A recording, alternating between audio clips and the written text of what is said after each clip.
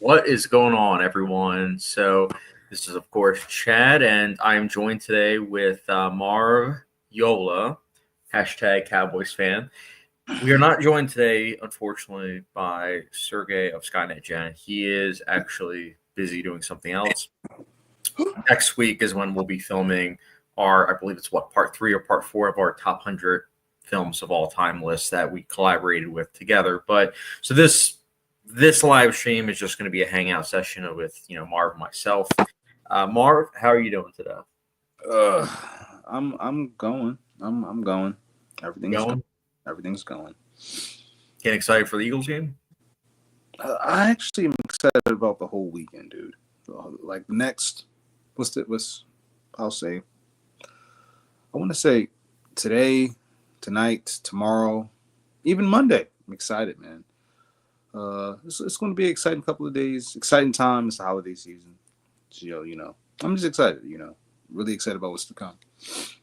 Are you off on the holidays, or is your work having you work? No, I'm working on I'm working on Christmas and Christmas Eve. Oh, snap! I'm working on New Year's and New Year's Eve.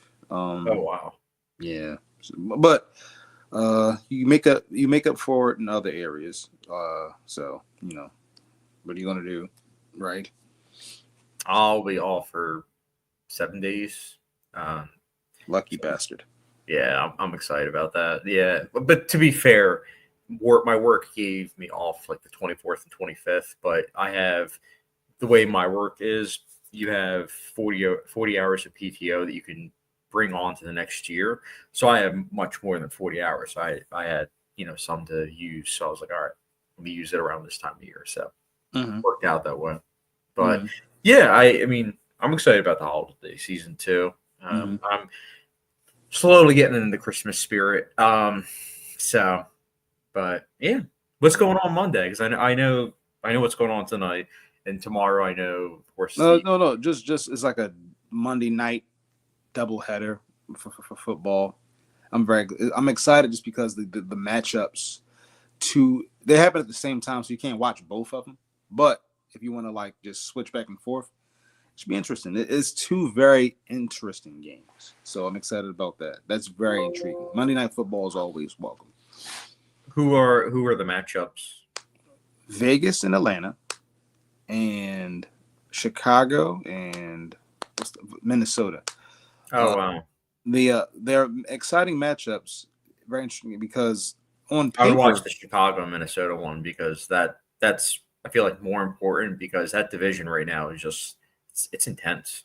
You're not wrong. But the reason why I'm excited about the Vegas Atlanta one because on paper it shouldn't be a matchup. The Falcons are in free fall right now, so because of that, it's like, are they going to really implode right there? Kind of how the Eagles did last year. So yeah, but you're not wrong about Chicago, except Chicago's eliminated already. So I'm honestly, it's funny with the Eagles because when they were 2-2, everyone was like, oh, we got to get rid of Nick. There's no reason to have him, and then now everyone's like, oh yeah, he's actually pretty good and everything, and it's like now everybody wants to get rid of Jalen. It's weird. it's weird, man. I know, it's hilarious. By the way, couple people in the chat. We have Ace Pletz. He says, "What's up, guys? Ace, good to hear from you. I have 3 more episodes of Sons of Anarchy, so I'll be reviewing that pretty soon. Actually, right before I got on this live stream, I filmed my TV show catch-up video where I'm talking about 4 TV shows very briefly, but I'll be having a separate video for Sons of Anarchy. And then The View with Drew says, hey, everyone, what's up? It's always good to hear from you, Drew. Hope you're doing well. I think from what I saw on your YouTube status that you saw Craven the Hunter. If you did, let me know how you liked it. Marv, are you going to be seeing that? I thought about taking my nephew and niece to go see it, but they're just addicted to Fortnite, and it's hard to get them to go outside. So, but I've heard it's terrible, so now I don't want to go see it. But I knew it was going to be terrible anyway. The whole key was I wanted to go see it and laugh at it. But I actually the next time I'm going to the theater would probably be Nosferatu, and then Den of Thieves too. I don't know if you planned on seeing that. Oh yeah, I was actually going to say those 2 movies. the 28th, I think that is when I'm seeing Nosferatu. 28th. Yeah, which is a Saturday. So, because I was originally going to see it the 26th, but It's a Thursday. no, 28th is, well, yeah, 26th, yeah, is a Thursday. So yeah, 28th is a Saturday. But yeah, Den of Thieves. I was going to say we should watch the second one together because on rewatch I did like the first one quite a bit. I've been saying it for a long time that the first one's pretty awesome. I mean, But they got rid of Cliff Martinez though. That's the only thing that has me saying. Oh, I want to be clear when I say this. Like, it's not. I don't expect it to be a good movie, or I think expect it to be okay at best. But that's not why I'm excited to see it. I love the first movie, and I wanted to see what happened with that ending because you know how it ends, right? Yeah. So I wanted to see, you know, what was going to happen with that. So to finally get that answer, I'm excited about it. But I don't think it's going to be. I don't expect it's not going to be on my top 10 list. I don't think. I could be wrong. Maybe for the first month of the year. That's about it. Probably. But I can't wait though. I'm excited. I don't have no expectations. I haven't even seen a trailer, to be honest. If it's dog crap, it's dog crap. But I'm still excited to see it. If you saw the trailer, you'd be like, "What?" You should watch it. It won't. Yeah, even if it's bad, it's not going to ruin the first one because the first one works on its own. You should see what it's about. I don't want you to spoil anything for yourself, but you should see what the new hook is. I wanted to laugh. I was like, "Are you kidding?" Really? It's kind of dumb, but like me, I liked it, but it's dumb. Like I know it's stupid, but then are we going to take Den of Thieves out of the serious cop drama and just kind of like put it with the, you know, popcorn, just stuff your face? Because I can do that too. But I'm telling you, man, if you watch that trailer, I was like, "This is what you're doing? You're going with this? Okay." I'm telling you. Matter of fact, watch the first like 45 seconds and then turn it off. That way you don't get anything spoiled. That's the thing. I want to go into it as open as possible. So I think I sent you the trailer, but I didn't even see it myself. I was just I watched it. I was like, "What?" I was like, "This is what you're doing? Okay." It just is. It's a left turn. It's cool though that it's going to be in like Dolby and IMAX though. So I'm for sure. Yeah, for sure, absolutely. The last one definitely wasn't. The last one had such a good score. Yes, I listen to it on occasion. I do like that score. Well, that's the reason why I decided to rewatch it because I kept thinking about the score and I was like, "Man, it's a really good score." What would you rather have? Would you rather have Den of Thieves or 999? Den of Thieves. I wasn't a big fan of 999. I thought that I would like it, but I kind of felt indifferent to it. Really, I actually like that movie a lot. I like it because I love those type of movies, but I just like seeing those actors come together to make something like that. If that makes any sense, it felt like a throwback, like movies they don't make anymore. Right. By the way, we have a bunch of comments. Ace Plett says, "Final 3 episodes I consider the best of the series in regards to Sons of Anarchy." That has me excited. The last minute of the previous episode was cool, but I was just like, I need a little mini break again from Sons of Anarchy. But I'll definitely let you know what I think of the last couple episodes. Film Kid, I'm finishing up a rewatch on Barbie right now. Marv's favorite movie of 2023. I liked it, Film Kid. I quite enjoyed it. I saw it twice. Once in theaters where I was method viewing. I was dressed in pink. I had a pink drink. Yeah, I enjoyed it. I enjoyed it quite a bit. And then Film Kid says, "Challenger's are so freaking good. Best movie of the year. I'm going to buy the Blu-ray soon." Yeah, it's my favorite film of the year so far, so I'm right there with you. And I keep going back and forth on if I want to buy the Blu-ray because I have a gut feeling that it's going to get a 4K release like a year from now because they've been doing that where they'll release the Blu-ray and then it's to pretty much test the waters. And if it sells well, then it's like, okay, now we're going to release it on 4K. So that way a lot of people will double dip. I'm not about that though, so I'm just like playing the long haul.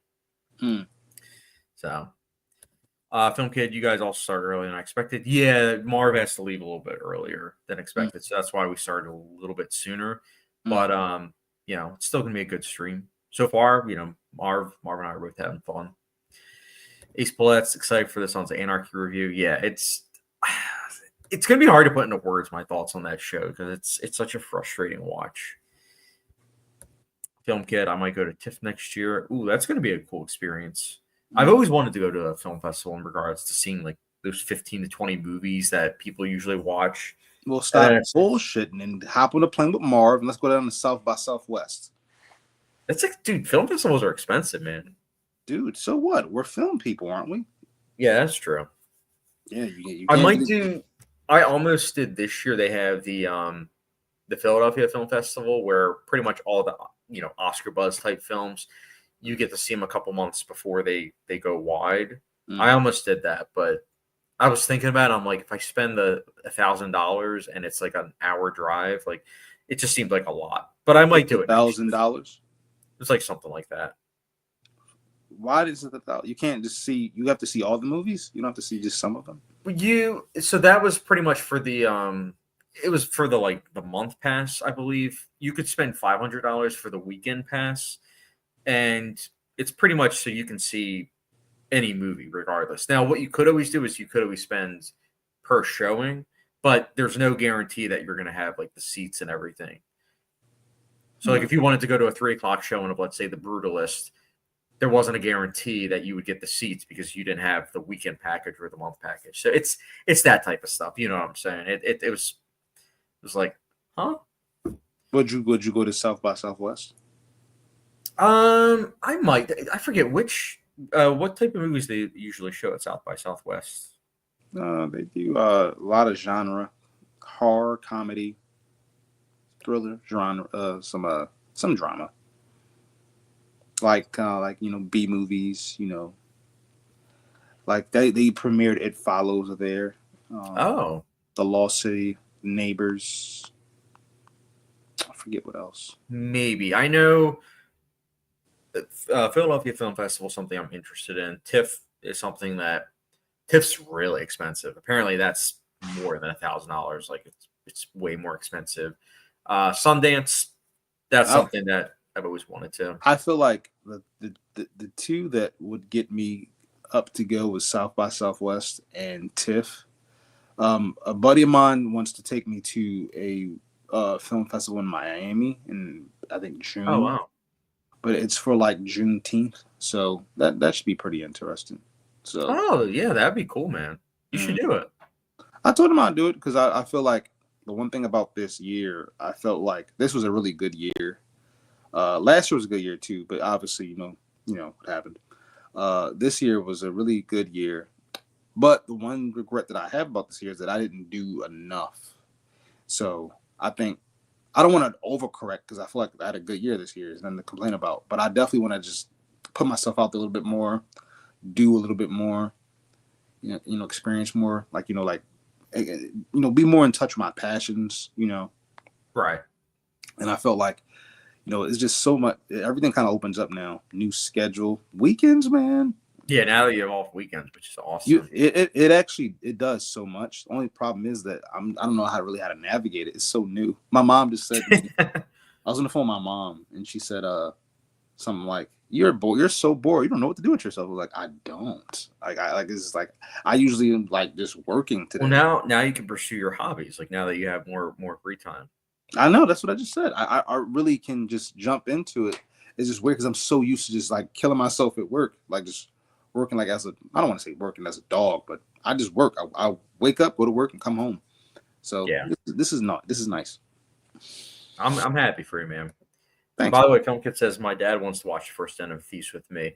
I would recommend that. I feel like that's a pretty good dad movie. So I would definitely recommend that. Also, I'm glad that you mentioned this, Film Kid. 7 is getting a re-release on IMAX. Marv, I'm planning to see this. You're more than welcome to join me. Yeah, When is it? It is. I think it's January 4th.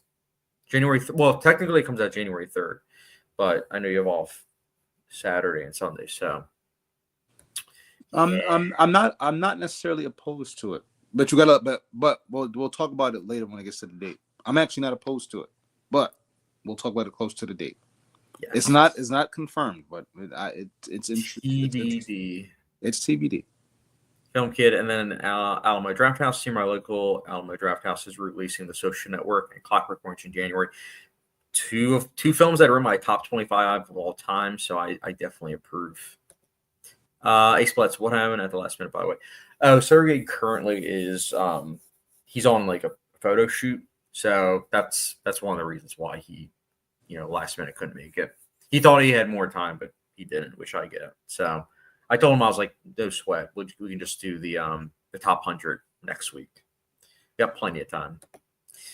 Film Kit, I hated it the first time, but it's significantly better on a rewatch. Yeah. Ace Plutz, also find it funny the antagonist in season 7 also plays Keith in 6 Feet Under. Oh, yeah. I didn't put 2 and 2 together, but yeah, you are right. Matt, I heard LG have stopped producing Blu-ray players. Mm-hmm. I decided to take action and get a Blu-ray today. Yeah, I heard that briefly too. I know, thankfully, Sony is they're still in the run and everything. They're still producing, Blu-ray players, 4K players, and plenty of. I wonder how long mine will work for. I know my 4K player, it's 6 years. It's pretty strong. The only thing is there are some times where it will skip, and I'm like, maybe it's the disc, but then I'll restart it, and then I'll go to that exact scene, and there's no problem whatsoever. So I'm like, okay. No, so mine doesn't skip. Mine, the audio moves before the lips. Oh, really? Yeah. It's a new problem that I've been noticing. And yours is a 4K player or a Blu-ray one? It's 4K. It makes me sad because I think I've had it for 2 years, almost 3, if I'm not mistaken. I could be wrong. I think it's close to 3 actually. But I haven't used it as much. So should I have some more shelf life? Yeah, I mean, I would use it a lot more. Physical media for the win. I have not. I think that even now I haven't used it as much. I think that since I've brought it, I've used it. I have not used it. I don't think any more than 20 times. Wow. I have not used it much at all. Because like for example, I just recently actually hold on, I'll show it to you. That's probably how many times I used it in a month. So look, right. These are just a handful of Blu-rays that I got out of my closet. What do you got? Let's see. This is Dread. Hold on. Dread. Swiss slipcover. Cool. What else? Let's do a little presentation, Marv. I'm not really big on presentations. Stop. Let's see. Robin. That's a guilty pleasure of mine. I actually enjoy that one. I like it too. I don't care if Filmento hates it, even though he has a point. Oh, I mean, Filmento's not. I mean, not Filmento. Filmento's cool. Robin to 2018, it's not a good movie, but I enjoy it quite a bit. I don't think it's a bad movie. I don't. It's really just very derivative, which is fine.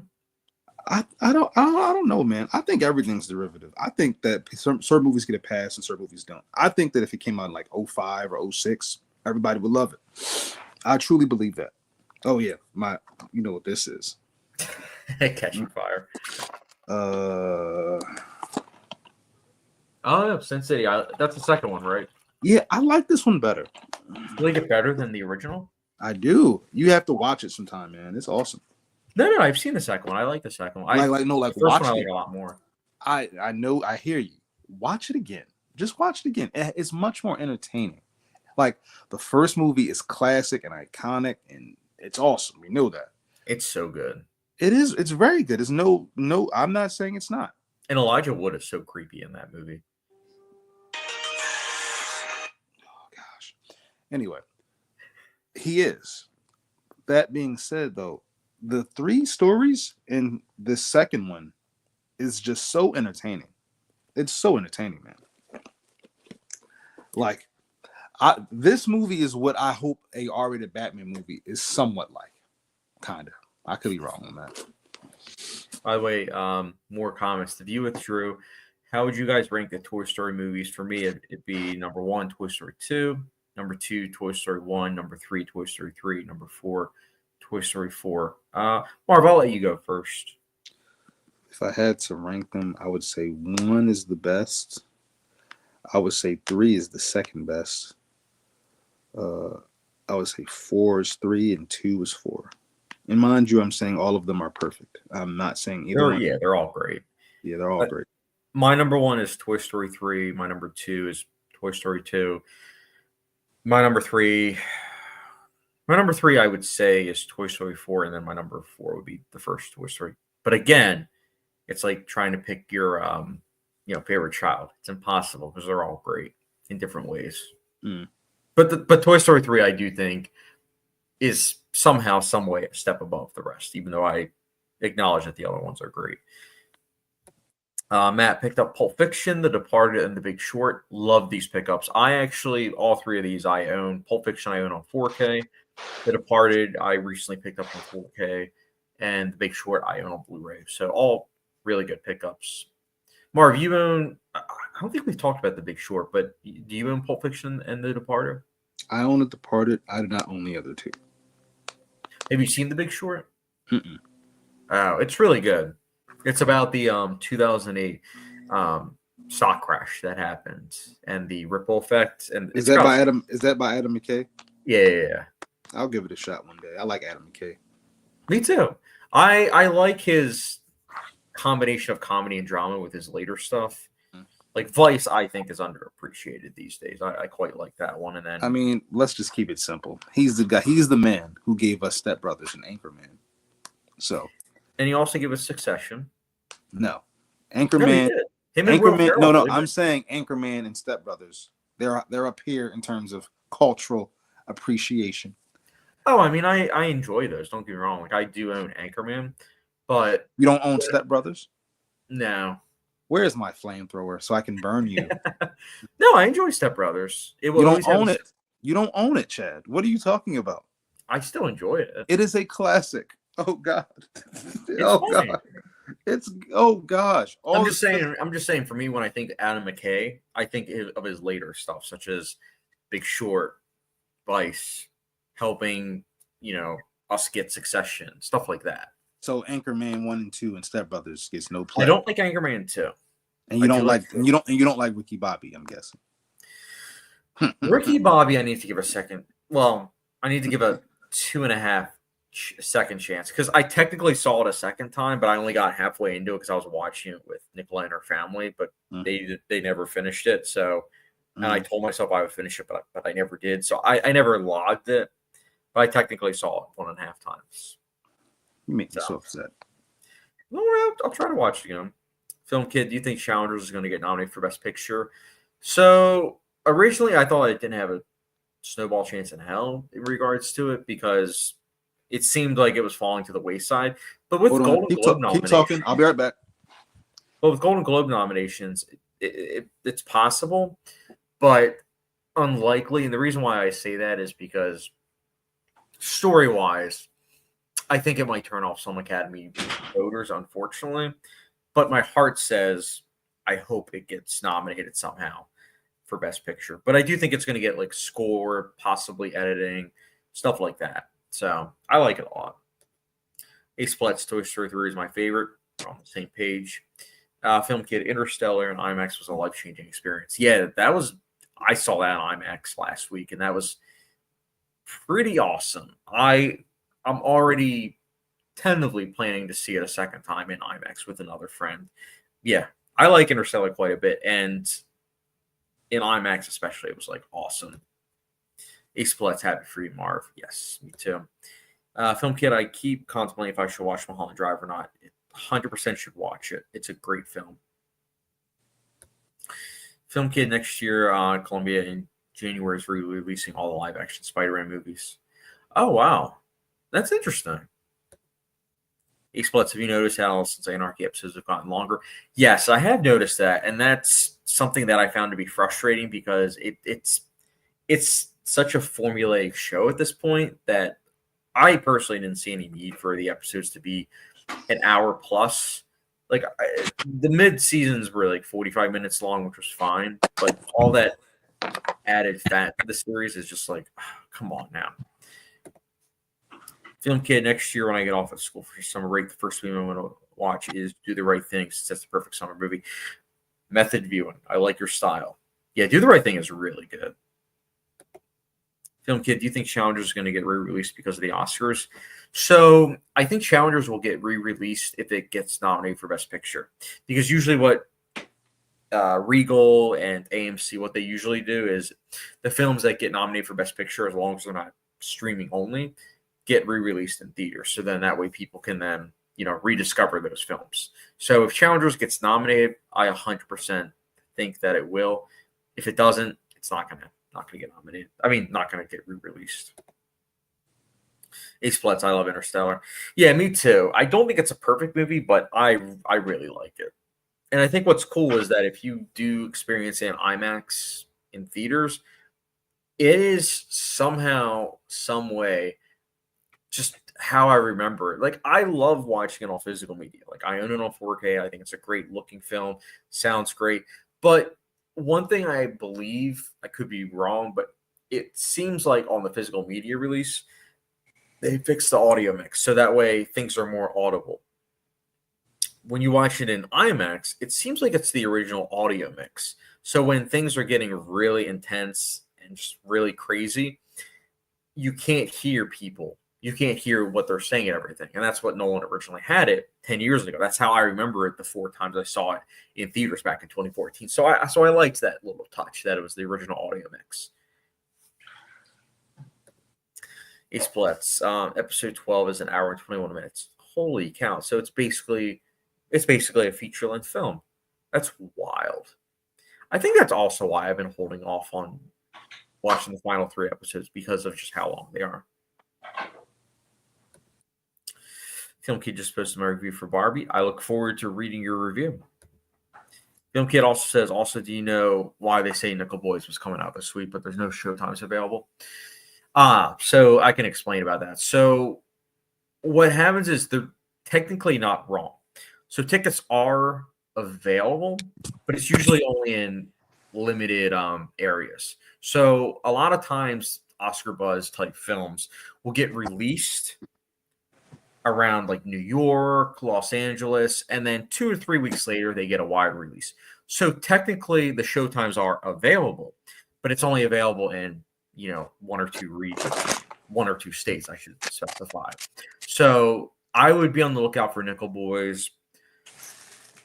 I want to say January 10th, January 17th. Be on the lookout. That's probably when it's going to get a wide release. I noticed, what's it called? September 5 was originally supposed to be released November 27th, and then wide release, I think, was like December 13th. But then that got pushed back, and now it was limited release December 13th, and then wide release January 17th. But now they're changing it again. So I don't know. Sometimes it can be frustrating. He splits the final episode of When They See Us is the longest episode I've seen. It was an hour and 28 minutes from start to finish, in my opinion. Yeah, Marv, you saw When They See Us, right? I stopped after the first episode. Oh, I thought you liked it. No, it's not. It's a good show, but it's too real. It's too gut wrenching. Hold on. I'll explain my POV in a second. I'm trying to find my remote so I can turn this TV off. Speaking of POV.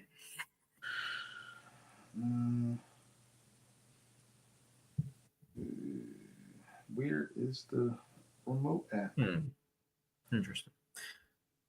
Okay. Yeah, I've had that show on my radar for quite some time. There we go. Yeah, Ace Blitz, I would also recommend Banshee. I would say season 3 is much better than season 1 or 2. Like, if you do decide to watch Banshee and you're not feeling season 1 or 2, season 3 is so much better. Like, season 3 is on a whole nother level. I'll be curious about season 4 because I've heard it's completely different. Ace Blitz, I can totally understand. Mario was devastating to watch. I have heard that. Film Kid, but something similar happened with O Canada like a week or 2 back when it said that it was going to get released December 6th, and it wasn't until Thursday this week that I saw tickets were available. So usually I know for AMC, I can't attest to Regal, but I know AMC, usually what happens is they will release tickets, like the full schedule, on like Monday or Tuesdays for the following Thursday to Wednesday. So O Canada near me, it is now wide. Like, I could technically watch O Canada, but I can't because I don't think I told you this, Marv, but I'm I'm going to be seeing an early screening of A Complete Unknown on Monday. So originally I was going to do Oh Canada that day, but I'm going to do this early screening of A Complete Unknown. How do you feel about it? Complete Unknown? Mm-hmm. I'm excited. I think James Mangold, besides Indiana Jones 5, I think besides that, he's a pretty solid director. I like Timothy Chalamet quite a bit. I don't know. It could be a lot of fun. I don't know, man. It just kind of, that movie just kind of seems like I'm not buying it. It just, I don't buy it. Timothy Chalamet is Bob Dylan. I was just like, nah. When I saw He looks the part. Yeah, but I don't know. I think that when we were coming up, and people did biopics and stuff like that, it felt like, it felt cool. It felt like awesome. But after a while, it kind of, I have a good analogy for this. So you know how in the MCU's prime days, or in their glory days, and in their come up, right? It felt like, awesome. Everybody was going to go see those movies, yada yada yada, right? But then you get to, I don't know, let's say Moon Knight, Miss Marvel, stuff like that. Then you're like, do I have to watch this? That's how I feel about A Complete Unknown. That's how I feel about it. Not to mention, I'm not really all that sold on Timothy Chalamet. I'm not sure if I even like him that much. Oh, I've always been a fan of his since Interstellar, honestly. I forget that's him all the time. Hmm? I said I forget that that's him all the time. Yeah. No, that was great casting. Him playing a young Casey Affleck, like that was really good casting. Yep. So a couple years later, when he was in Call Me by Your Name, I loved that film. But I also was like, this is the film that's going to be his breakout role. And clearly it was, because now he's in the Dune films. Now he's in probably going to get another Oscar nomination. Did I ever tell you that I don't like him in Dune? Yeah, well, you said you also don't like him in, what's it called? There's something else you didn't like him in. I know some people that don't like Timothy Chalamet. I don't. When I say I don't like him, I don't mean I have anything personal against him or anything like that. That's not what I'm saying. I'm just saying that based on like the movies that he's been in, I'm not sure if I can go see anything just because he is like on the marquee. The only movie of his that I actually think that he was great in was, what's it called? Don't Look Up. I liked him in that. Really? I loved him in that, actually. I don't like him as Paul Atreides, but then again, I don't like Paul Atreides at all. So I don't know if that's a good job then. Does that mean he did a good job, or Villeneuve did a good job because am I not supposed to like him? Yeah, you're not supposed to like Paul Atreides. He's clearly an anti-hero. It's like Michael Corleone. Like, he's someone that is I like Michael Corleone. Hmm? I like Michael Corleone. Really? Yeah, everybody does. He's an icon, dude. I mean, he's one of my favorite characters, but he's not someone I would call likable. He's literally looked up. I grew up before I even saw The Godfather, which up until very recently. Even before I ever saw that movie, he is like up there. He's huge, dude. Yeah, for the record, he's one of my favorite film characters, TV show characters, any characters in any art form. But him being someone that, like, oh yeah, I like him and everything. Like, when I look at him, I look at him as a character study of like an anti-hero. Almost think Walter White with Breaking Bad, which I know you haven't seen, but someone that I like Walter White. You haven't seen Breaking Bad? I've seen episodes. I've seen Walter White before. I know who it is. I know the story, everything. I just haven't watched it in the capacity I'm supposed to watch it. Speaking of which, we're on season 5, the final season of Breaking Bad, and it's so good. I can't wait for you to watch it. Yep, I can't wait for me to watch it either. Isblut says, if he thought it was messed up in the first episode, excuse me, I couldn't imagine the finale arguably the saddest episode I've ever seen. Looks like you dodged a bullet, Marv. What? Who dodged the bullet? You with one of these CS. With one of what? When They See Us. Oh no. I know the story because growing up, that story is taught to us because it's let us know that the police are dangerous. They that we're not safe. That will happen to you. Like when that show came out, my brother watched it with my nephew, and he was I think 6 at the time, and Oh wow. it was about educating him and he said that while watching it, all he could do was just hold him and hug him because that actually happens. That happens all the time. That didn't just happen then; it happens now. So you have to be careful of where you're at. Like when I watched that episode, I like that beginning of how it all happened. I've been a part of stuff like that my entire life, as far as like you're out just having a good time and then something goes left Well, no somewhere. spoilers. I don't even know what the show's about. I just know it's supposed Oh, to you be. never saw it? Mm-mm. Oh, I I'm just know so it's supposed to be great. That's all I know. Oh well, I mean, you might love it, but I mean, Actually, let me, because right now I'm watching Chernobyl, rewatching, I should say. So maybe when I'm done that, maybe I'll watch When They See Us. Let me see what's on. yeah, I can't watch it, dude. I'm sorry. It's just. I mean, some people can, but I can't. It's just too evil, man. It's too evil, and I can't do it. 4 episodes, and yeah, all 4 episodes are pretty highly rated. Oh yeah, it was a great episode. It was. I'll put it to you this way: it was the greatest horror story I've ever watched. It sounds like how I felt with watching Chernobyl. It's terrifying, dude. Like it's real world horror. Oh no, look, Chernobyl is. You haven't seen Chernobyl, right? No, I have no. My mom has though. She said it was awesome. Yeah, it's awesome, but it's very very sad. I just finished episode 2, so I have 3 more episodes. It's only 5 episodes, but it's if you want a mini show that will floor you, that's the one, man. It's really good, and it's pretty historically accurate too. I don't think it would top When They See Us, only because When They See Us hits home, and you'll see why when you finally watch it. Yeah, Like well, Chernobyl. I'll try to watch it. I'll try to watch it pretty soon. Excuse me. If you never watch it, I understand. It's a pretty tough ask. No. Trust me, I want to watch it for sure. Film Kit says, "Is that the AMC unseen screening thing, which is the way you're going to see it early?" So no. I have a source, we'll say, that informed me about the showing, and I decided to go with that. I was originally going to do the AMC screen unseen, but when I found out that it was a complete unknown and I was going to get to see it a week plus early, I decided to do that.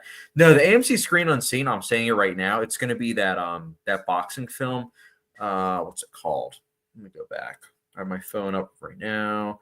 The Fire Inside. So Monday's AMC screen unseen, it's going to be the film The Fire Inside, which I think looks pretty good. I actually saw the trailer for that. Marv, did you see that trailer? Well, actually, I think I did. It's directed by Rachel Morrison. Yeah, and it's written by Barry Jenkins, which is awesome. I don't know too much about him. Oh, he's great. Moonlight's one of my favorite films, and he's written some other stuff too. If Beale Street Could Talk, he directed, which was good. And then I'm excited for Mufasa specifically because of him. So just to give He you an said idea. that he didn't like making it. Nah, really? Yeah, he said it wasn't his thing. Oh boy. Well, my excitement just dampened a little bit. Yeah, I legit. So Mufasa was an honorable mention on my top 10 most anticipated of 2024, specifically because he directed it. I know he's very choosy. And then on top of that, apparently it's a prequel and a sequel in similar fashion to like Godfather Part 2. So it seemed like it would be different from other Disney live action films. So I guess we'll see. I'll give you the good and the bad, the pros and the cons. The pro is it is going to be different. It won't be a retread. So they pretty much have, I guess, creative liberties to just go, see what they can create, and that could be awesome. The con is that when people watch it, because they might go and do that, it might backfire. Like people like, I don't know, this might be too far off. So it's an interesting mix. Yeah, I mean, I'm going in with an open mind. I think I saw a little bit of the trailer for Mufasa, so I don't really know too much about it, but I'm still excited. Yeah. Ace Paulette's, we have a bunch of comments. Ace Paulette says Michael is the best movie character for me. I can respect that. He's definitely up there for me. Ace Paulette's the final season of Breaking Bad is arguably the greatest TV show.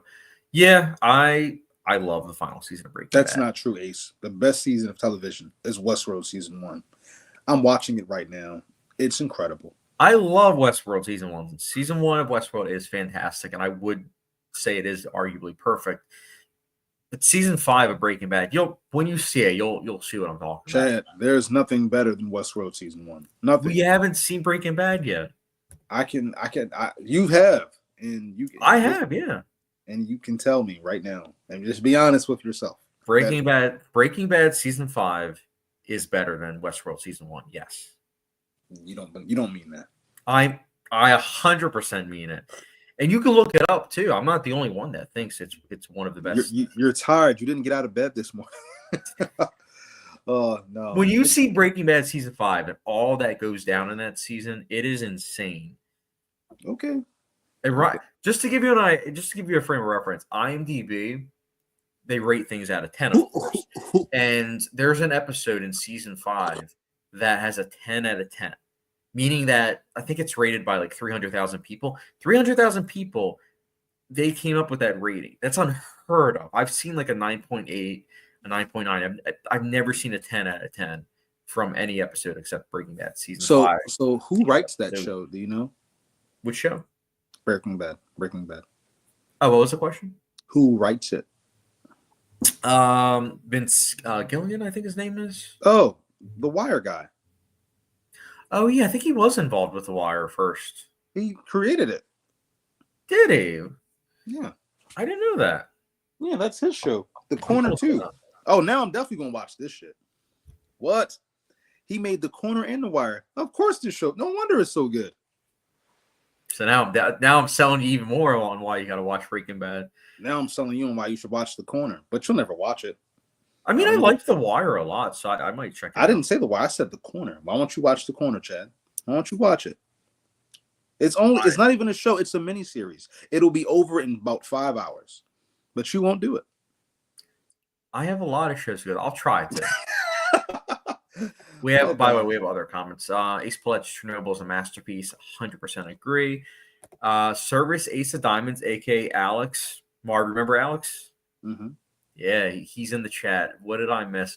Marv and I were basically talking about like TV shows, movies, things going on in our life. Just a lot of fun stuff. Also, Alex asks, what did you both think about Wicked? Marv, I'll let you go first. Your brief thoughts on it. I thought it was okay. I liked it. I didn't love it like I wanted to, and I really wish I could have. But it just, I think, like Chad said when I said it, I said that it felt like it was very little story, and it was like it felt like I was in there for 3 hours, but it didn't feel like it because it was like not a lot happened. I felt like me personally, so I'm going to give it a nice B minus. I thought it was pretty middle of the road. I don't hate it. I've seen some people give it like really bad ratings, but I also don't love it. Somewhere in between. Where have you seen bad ratings? Oh, I know people that gave it bad ratings. Actually, I don't think he's on the lot. I don't think he's on the stream right now. But Ace Paulette's the one that Ace is on the stream. Ace. I mean, no, not Ace Paulette's. Can't Articulate. My bad. He's Can't Articulate. Yeah, if you dare, speak up. I need to hear your thoughts. Can't Articulate. I saw his Letterboxd review, and I think he gave it like a 1.5 out of 5. So, and I've seen some people give it that rating. I mean, and I can understand because I think that for a film that's supposed to be very vibrant and gorgeous, it kind of was dull looking. I don't know. It wasn't captivating the way that I was captivated by the original Wizard of Oz. And it's not even a nostalgia thing for the Wizard of Oz. I rewatched the Wizard of Oz earlier this year, and at 85 years old, it holds up. It's beautiful. It's gorgeous looking and everything. So to see it look, all digital and murky, it was like, okay. Yeah, Wizard of Oz. I'm not going to critique that because that's most movies now, unless you're Christopher Nolan or one of the other heavyweights. Everything's digital and murky, so I can't give it a fail on that. I just can't. But I feel as if, especially with Warner Brothers, I feel like you could get around that. I mean, think about it. We were talking about Westworld. Westworld was shot on film. Westworld was canceled. Yeah, but 4 seasons, it was shot on film. It was canceled.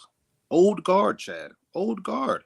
It was canceled. I loved how Westworld season 4 ended, but that's not even the point. The point is that they shot on film. 4 seasons. I love any movie that shoots on film. I wish that we'd shoot on film. I wish that you'd say, listen, Marv, I'm putting up a mandate. From now on, we're going to shoot on film. It's not realistic. It's not. Well, it's not realistic because we don't have $200 million to our name. But if they don't either. These studios have a lot of money. Studios do, but they don't.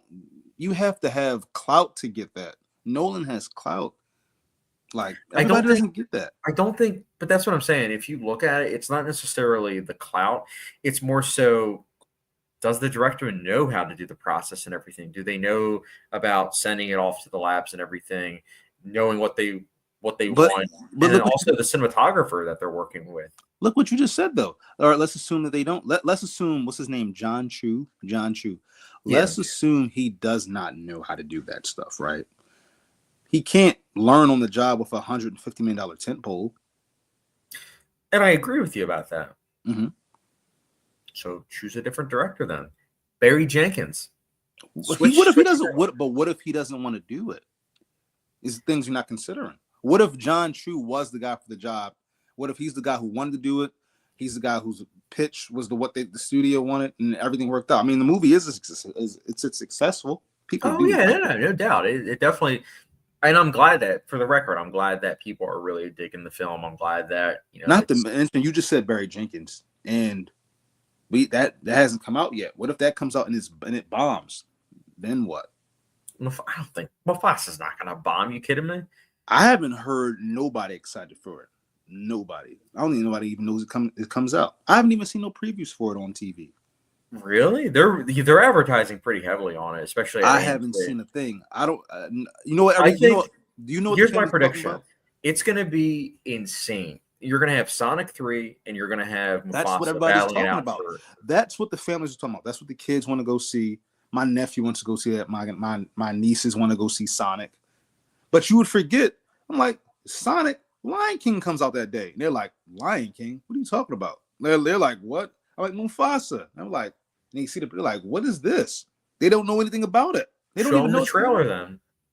My point is that Disney has done a bad job. I actually have a theory. I could be wrong. We'll find out in about a week and a half. That maybe they're hiding it. I don't think they're hiding a almost $300 million film. They do hide those movies, Chad. Robin Hood. Robin Hood was hidden. It was 2018.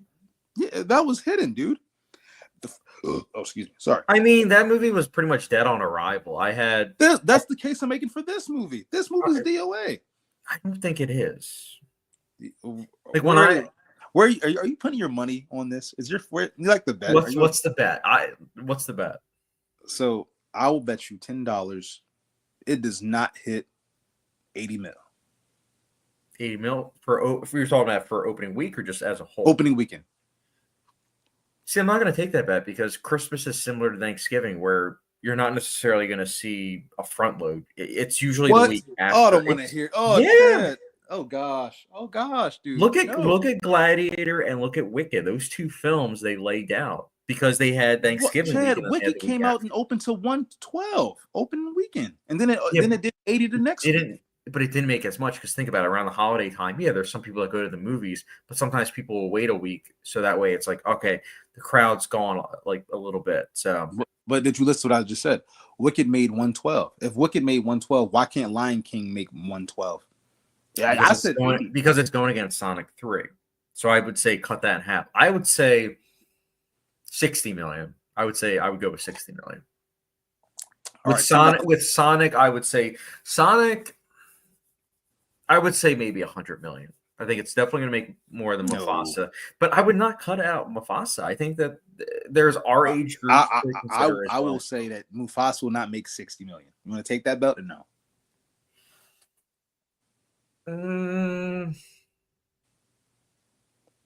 See, you're not confident either. You know something's wrong.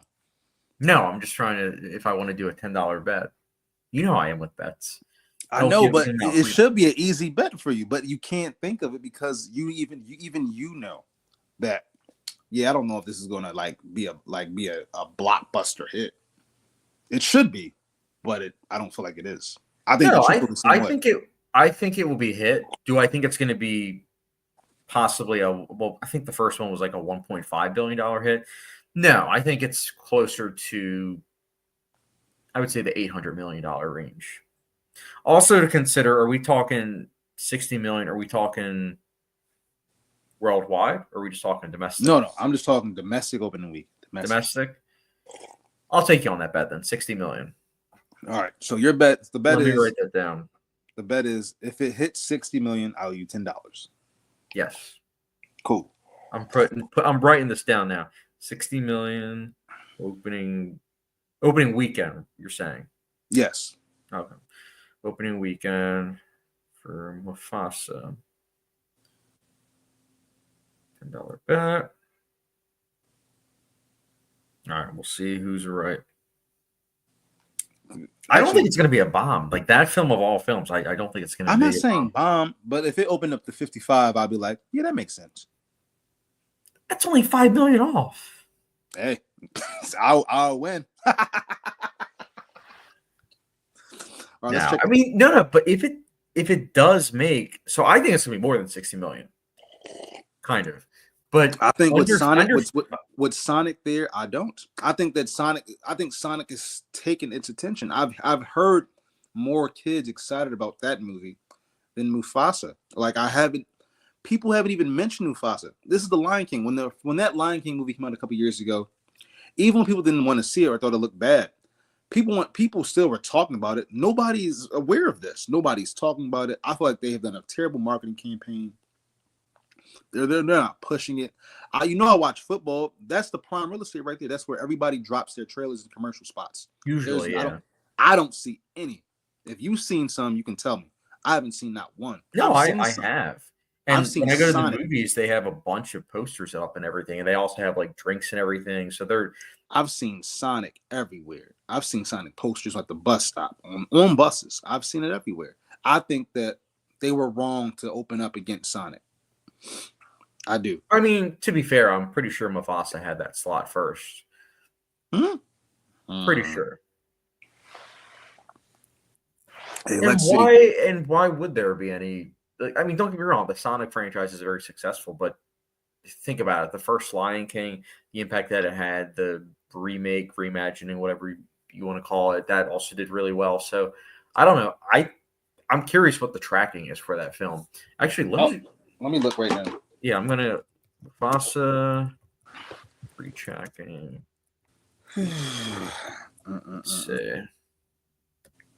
I'm very curious. I'm not excited about any movie coming out until Den of Thieves and then Sinners. Really? Yeah. I think I'm convinced Captain America 4 is trash. I'm convinced it's trash. I know it's trash. All right, let's see. Let's go here.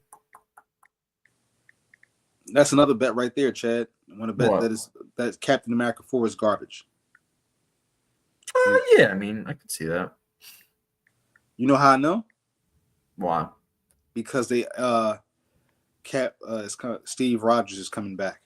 They've already gotten rid of Sam Wilson. So Marv, I'm on Box Office Theory right now, and guess what it's tracking right now? I'm going to say 110. Between 55 and 65 million for Mufasa. Oh yeah, I see. Actually, I'm looking at it. So it says Sonic and Mufasa in Christmas close race, 50 million apiece. Well, I told you I was right. I told you I was right. But I think, especially here's the thing that will also affect it to where you could win $10 if the reviews come out and it's like Kraven the Hunter bad.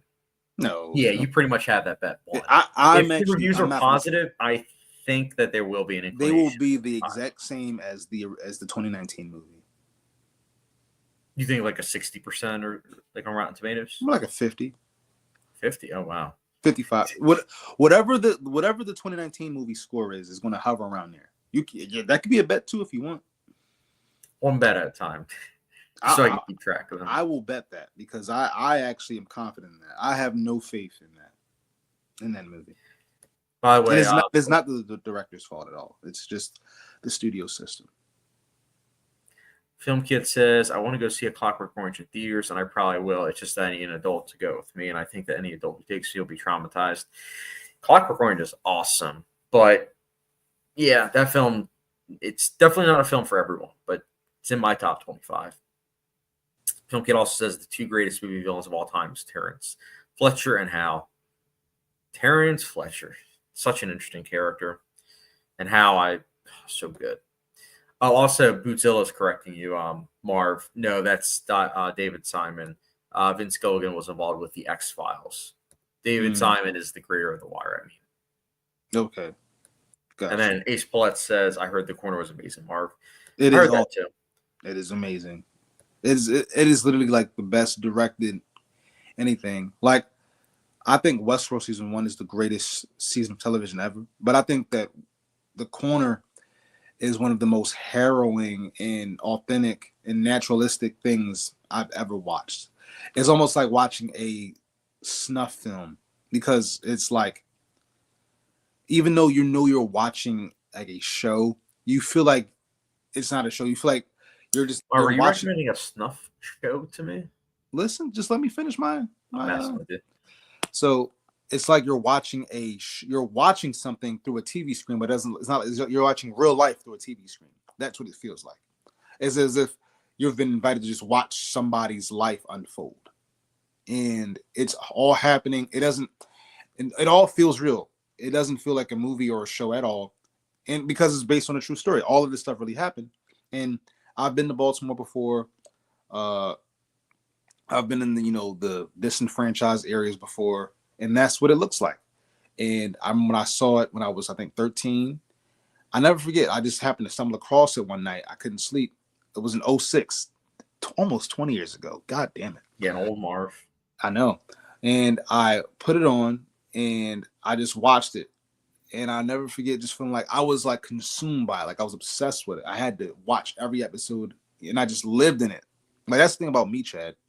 And I'm sure you understand now. Is that when I watch certain stuff, I kind of like get addicted to it, where I'm living with the characters, I'm living in the world, and that's one of those shows where like it's criminally underseen, and I feel heartbreaking that more people don't know about it.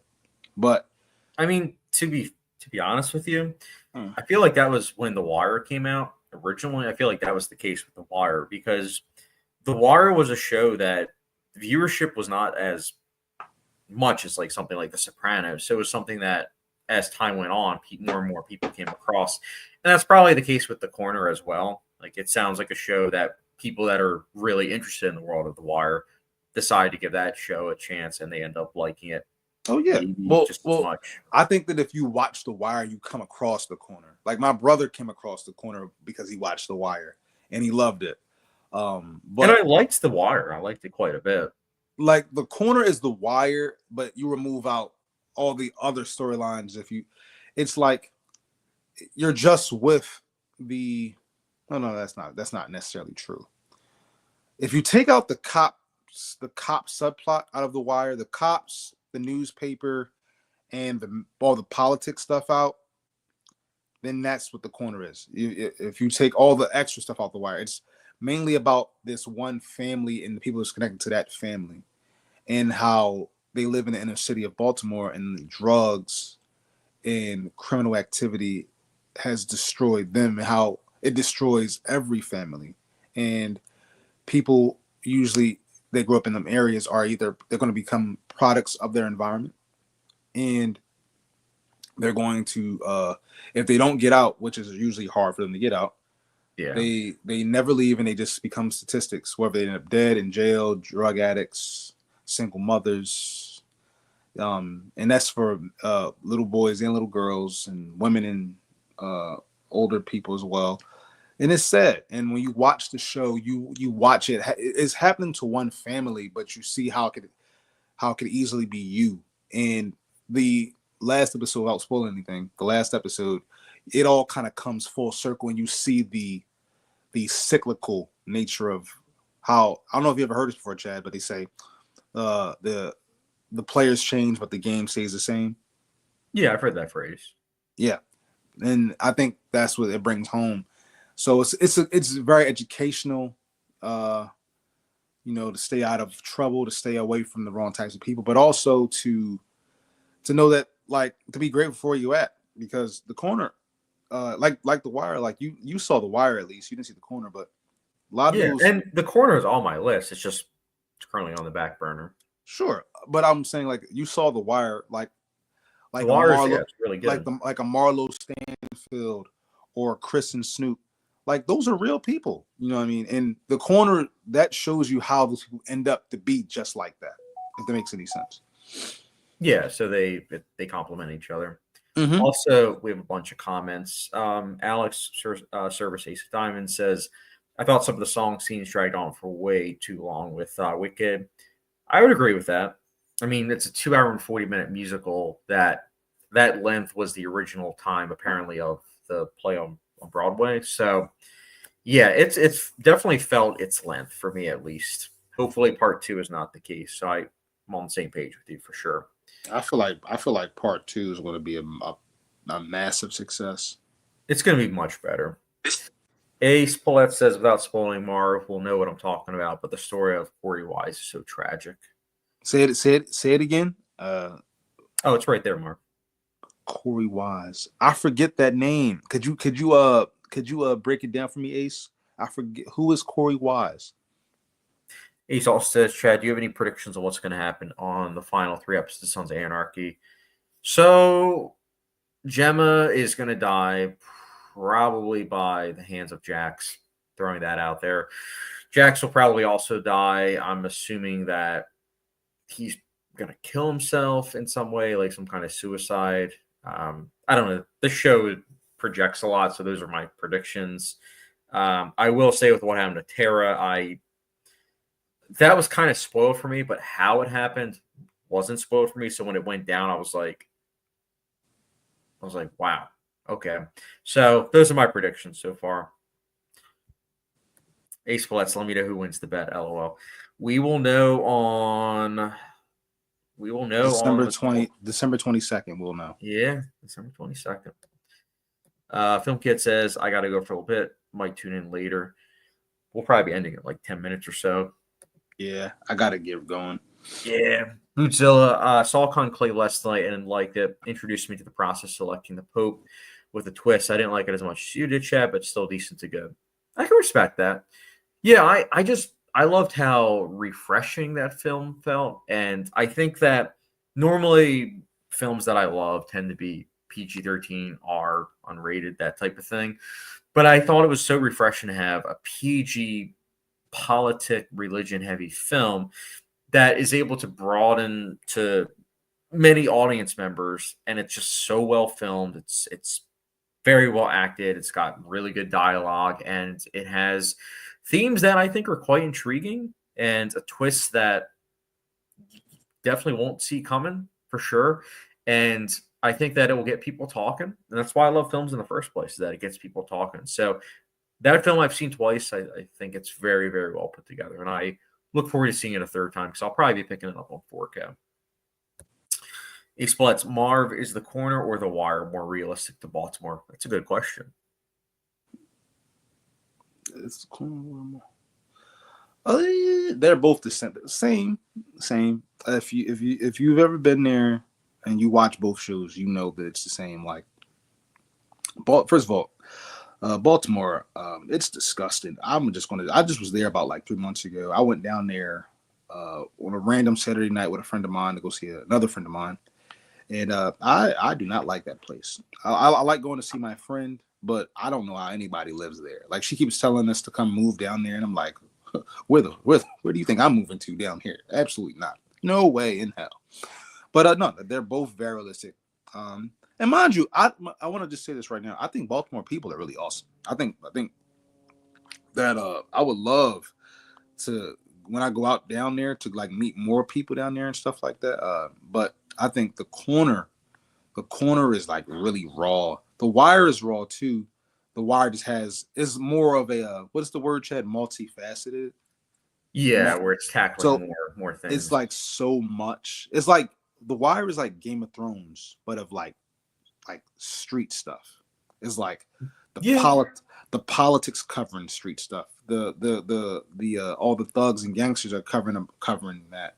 You got the who's addicted to the drugs. In the corner, you're just focused on the family and people who are connected to that family. Mainly the one character. It's about one character and his mom and dad, and everybody connected to them, and it just covers that. And The Wire, I'll be curious about that because I know one of the things I liked about The Wire was that it focused on many different perspectives. So you were getting different perspectives on situations and themes. you're going to get perspectives from three different people in the corner. You're getting from the mom, the dad, and the son, and it's going to rotate throughout those three throughout the entire 6 episodes. Now it's 6 episodes, and the first 3 are through their perspectives completely. Like the first one is the dad's. The first one is the dad's POV. Everything is from his POV. Like you see the other characters, but like it's very clear that you're watching the show through his point of view. Then the second one is the son's point of view. Then the third one's the mother's, and then the fourth one and the fifth and the sixth is more like just kind of like everybody is like it's kind of like it's covering everybody, but it's like it kind of abandons the single character POV for the more ensemble story, if that makes any sense. Mm-hmm. Yeah, but I think that you'll like it, man. It's one of those shows, and here's the thing: the beauty of it, Chad, is that you can literally pop it in or like watch it really quick and just body it, like just real quick. I said I was gonna watch The Corner, just body it right there. Don't even try to like watch an episode or two and come back to it. You just body it right there. It only hits you hard if you just body it. It's not long. I think each episode is like 45 minutes. So that's not bad. So it should be like 5 hours. Just body it. Just body it right there. And it's only like one season? Just one season. Because it ends. It's one story. It's not like the story is based on something that happened in the 90s, I believe, if I'm not mistaken. And I think 1994. And it's a mini series. And those 6 episodes take place over the course of I think a year. So you just body it right there. Just kill it right there, and you'll love it. You'll thank me for it after you're done. I would love to talk to you about it once you finish it. Let me add it further on the list because right now my list is. Let me show you. Do you even know how to get it? I think it's on HBO. The Corner? Yeah, I'm pretty sure it's on HBO. Why wouldn't it be? I don't remember it being on there. I gotta check my phone. Actually, hold on. I'll be right back. I gotta get my clothes off the dryer. Oh, you're right. It's not on there.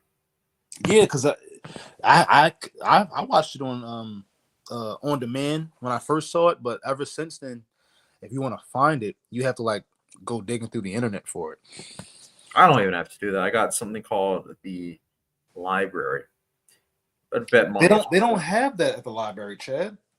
Probably do. It was on DVD, right? Yeah. There we go. Okay. I'll be right back. Let me see. I'm looking right now. The Corner. Yep. Yeah, so I can place a hold on it. Yep.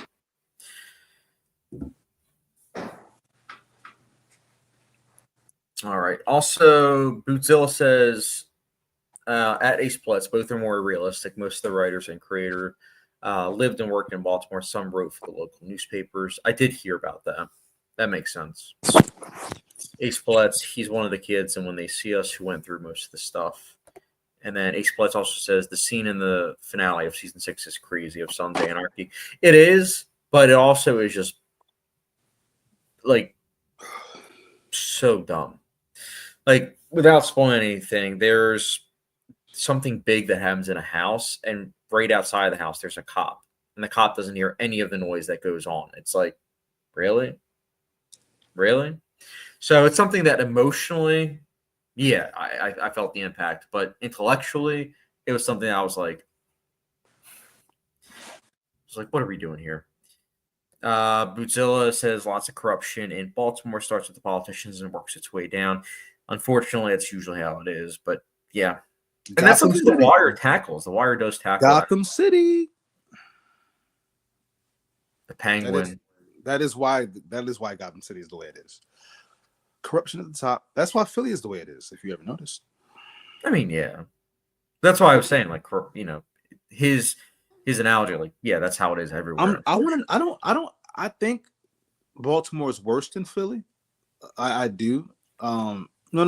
It's hard. I thought wasn't Philadelphia named like the worst place to live? It is, but I've been to Baltimore, and if you've been to Baltimore, you would think that Baltimore is worse, but apparently not. It's hard to know. It's hard to know. Bad things happen in Philly. Actually, oh yeah, I told you about what happened with my cousin, right? Yes, unfortunately. Prayers up, dude. Prayers up. Prayer emoji. Not for him, by the way. Yes. Ace Palettes, I've actually heard a lot of comparisons between Game of Thrones and The Wire. That's why I want to watch it. Politics-wise... Did you finish The Wire, Chad? Yeah, 6 years ago, yeah. Okay. 6 years ago, I watched The Sopranos and The Wire simultaneously. It took me a year to finish both. That's not a slight on the shows. They're good. It's just, it wasn't really shows where I was like, oh, yeah, I want to watch 5 episodes a day. It was more like The Wire.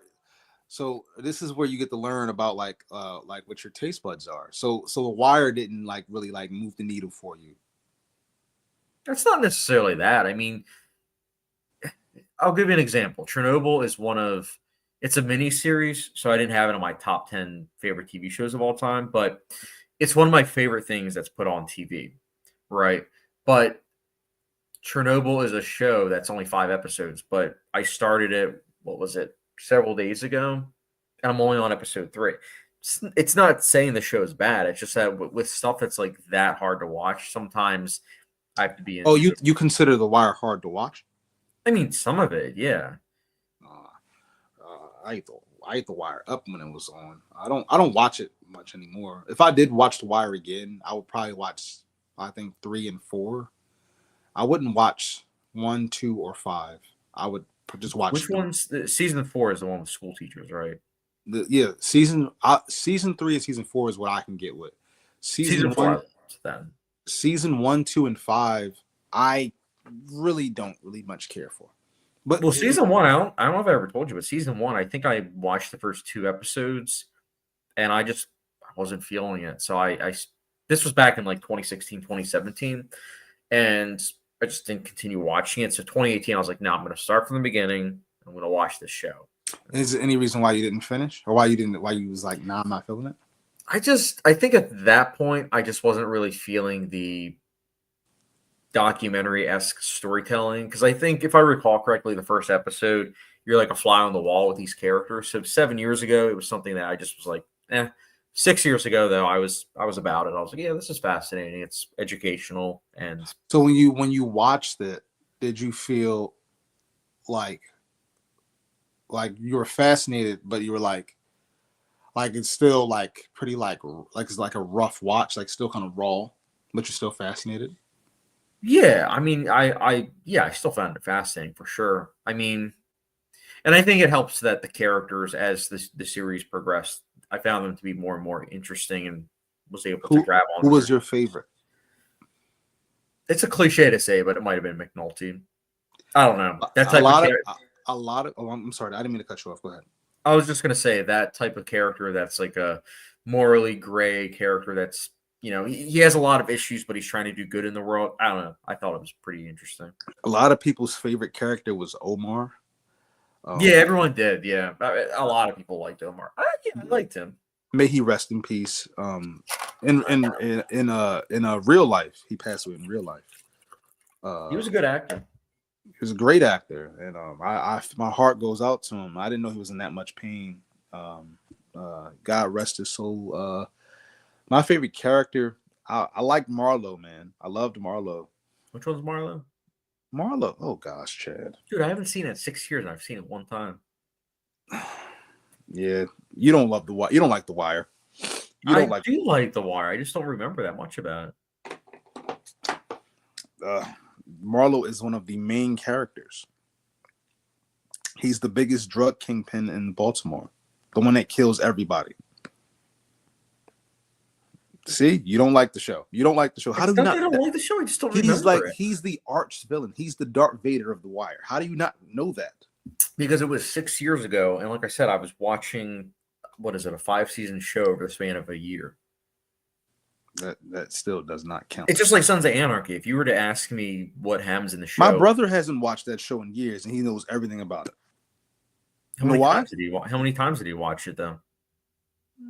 I'm not. I don't want to lie and say a number, but he's seen it. He hasn't watched it in years, but he knows everything about it. He loved that. If show. I saw a show several times and it's been years, I would probably know it. But we don't know if he saw it several times though. We just know that he loved the show. That's all we know. You don't like the show. I didn't say that. I like the show quite a bit. But how do you not know who Marlowe is? He is the arch nemesis. Well, let me pull up. I'm gonna pull up IMDb. The guy who puts all the dead bodies in all the vacant homes. So The Wire. Oh wait. Let's see. There we go. See that? That's a 9. I don't see anything. I need glasses. I don't even know why you thought that was a good idea. I have The Wire as a 9 out of 10. I like it a lot. I wouldn't give a show a 9 out of 10 if I didn't like it. How did you forget the character's name? I told you I haven't seen it over 6 years. That's why I rewatched. What movie haven't I seen in 6 years? I'm tired of this excuse. I'm tired of it. You rewatch Hereditary 50 times. If you haven't seen Hereditary in 5 years, but you've seen it 100 times, you're probably gonna remember it. But if you've only seen give me a movie from 2018, and I'll tell you if I remember the characters' names. Oh, here's a good one. Suspiria. Yes, Susanna Bannion, and that's it. And what happens? What happens in the film? She becomes some type of deity, and then she kills all the women. They become witches, but they go to heaven or something like that. It's not what happens. That is what happened. I remember. No. Chloe Moretz asked her to die. She died. Why, you're just spoiling Suspiria. Nobody needs to watch it. Everyone needs to watch it. It's a very stupid movie. Oh my goodness, it's a great movie. That's one of my favorite horror films. I hate it with all my passion. Give me another one. Widows. Oh, Widows. Oh, I don't know nobody's name in that one. Yeah. But I also don't like the movie that much either. Look at your face. I want to watch it again. To be fair, though, and this is both in terms of characters watching films and TV shows and then also real life. I have to hear the person's name a lot of times for it to stick. Well, I don't think anybody in that movie in particular is very memorable. So in Widows? Yeah. It's an ensemble cast. Really good movie. I love the actresses in it and everything. They all look beautiful. You know how I feel about them. I love Widows. I really do. I'm saying I was even about. Never mind. I'm not going to say that. We have a bunch of comments and then we'll wrap things up. Bootzilla, don't see many similarities between Thrones and The Wire, maybe in a hierarchical sense, but each season of The Wire covers a different topic, whereas Thrones is a continuation for a story. That's a good point. I definitely see that view. Ace Palettes, was the Penguin good? Wait for my catch-up video that I'll be posting pretty soon. I talk about it briefly. Bootzilla, The Wire is my favorite and greatest show of all time. That will never change for me. Don't see a show topping it. I can respect that. I like the show. Bootzilla, Marlowe was the drug kingpin that took over after Avon Barksdale went to jail. Chris and Snoop were his henchmen and woman. Oh. Ace Splits, I haven't even seen The Wire. I know who Marlowe is. Like I said, it's been 6 years. Listen, man. A lot of kids grew up wanting to be Marlowe. I never forget going to school and everybody was like, yo, Marlowe, he this. Marlowe was that. Who's Marlowe played by? Jamie Hector. Maybe I've seen him and stuff. You have. I mean, dude, I loved Oz, but if you put a gun to my head and said, like, what are the names in Oz. I think the only one I would know is Beecham or Beachman. I forget the name already. I can name you every character in Westworld to name. Well, that show is different. I've seen that show like half a dozen times or so. Teddy, it's muscle memory. It helps me remember. Maeve, Teddy, Dolores, William. It's like, here's a good example. Bernard. It's like meeting someone 6 years ago. You really dug them. You thought they were cool when you met them, and then someone's like, "Oh, do you remember so and so?" And it's like, I would. I would. Me personally, I would. That's stuff that I remember. I remember stuff like that. I have to hear it multiple times. Like, for example, I've only met your friend Eric twice, and I still knew who he was. I was like, "Oh, that's Eric." You did not meet him twice. You met him multiple times. Just twice. We were shooting for a while. We shot several times, Marv. I've only met him twice. I did not. We'll talk about that. I did. Okay. No, you met him, dude. You met him at least 3 times off the top of my head. 2 times shooting, and then once at the premiere. And that's not even including other times. Mm-hmm. And at the movies, you saw him several times at the movies, which includes Star Wars Episode 9. Bootzilla, sorry if that's spoiler for someone. I'll get the Men in Black eraser pin for you. LOL. Let's see. Ace Blitz. It doesn't seem like that bad of a spoiler. Let's chill. Bootzilla, LOL, Ace. Ace Blitz. I heard Stringer Bell and Bubbles are really good characters. I hate Bubbles. Oh, Marv. All right. So I know Marv has to get going, so we'll wrap things up. But moral of the story of this live stream, to wrap things up, we are looking at Mufasa, hopefully 60 million so I can win 10 bucks. Watch it hit 59. Gosh. At that point, we round up, Marv. No, you better cut it out. Stop it. It's just like math. Oh, if shut it's up. If it's 57, 58, no, if it doesn't have round a 6, up. If it doesn't have a 6 in it, you got to pay up. If it has 54, we round down. If it has 55, we round down. No. This is basic math. You remember math? You're a cheater, and I'm not going for it. You heard what I said. If it doesn't clear 60, you're not getting no money, and I expect mine. I'm telling you, if it has that again, it's. I'm gonna just say this right now. Listen, chat. I need you to just come to the front of the congregation. What you're seeing right here is just a con man. I'm tired of this guy. He's always doing this. You can't make the bet now. Mark, it's like when someone says, "Oh, I have." No. Most people aren't very specific. Like if you say, "Oh, I got $1.64," most people aren't going to be like that. They're like, "Yeah, I have around a dollar," or no. At that point, they would say, "Oh, I have around $2." Chad, you're not going to do this to me. You're not a lawyer. You're not going to try to wiggle you out of this one. You're going to pay up because I'm going to pay up if I got to pay up.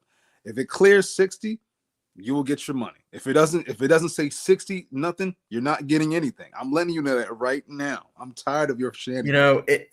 Here's the thing about, even though I'm not a lawyer, what I'll do is I'll probably go to like True Social, and I'll find like somewhere somehow it says like 60 million. No, I'm going to hack into your movie account. You're like, what's going on here? I'm going to delete the lighthouse off of your movie account. Nonsense. I've seen it so many times. We got that bet going on, and then moral of the story, I need to rewatch The Wire at some point. The moral of the story is you have to watch The Corner. Yeah, they actually have it at my local library for free on DVD, so I could watch it. So you could probably go pick it up right now and watch it, huh? No, the library closed at 4:00, so no. Oh, lucky bastard. Yeah. I wonder what happens next Saturday. Excuses. Well, we know what's going on next Saturday. And then last comments. Thanks, fellas. Bootzilla, peace out, guys. It was a good time. Yes.